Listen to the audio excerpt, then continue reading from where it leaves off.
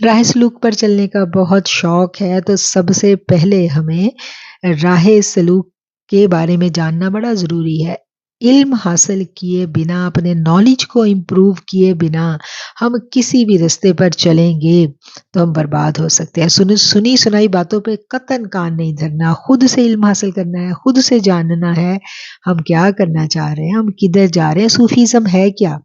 جب تک ہم یہ جاننے کے لیے تگ و دو نہیں کریں گے، ایفرٹ نہیں لگائیں گے، کوشش نہیں کریں گے، ہمیں نہیں سمجھ آئے گی کہ صوفیزم کیا ہے۔ اور صوفیزم جو ہے یہ اسلام کا جو صوفیزم ہے اور جو ہندو اور بدھ مت، یہ سب کچھ آج کے دور میں مکس ہو گیا ہے، سب کچھ مکس ہو چکا ہے۔ آپ کو نہیں پتہ چلے گا کہ آپ کہاں پر حدیں کراس کر کے خوفناک وادی میں گم ہونے جا رہے ہیں۔ تو ان حدود کے تعین کے لیے دینی علوم کا حاصل کرنا بے حد ضروری ہے۔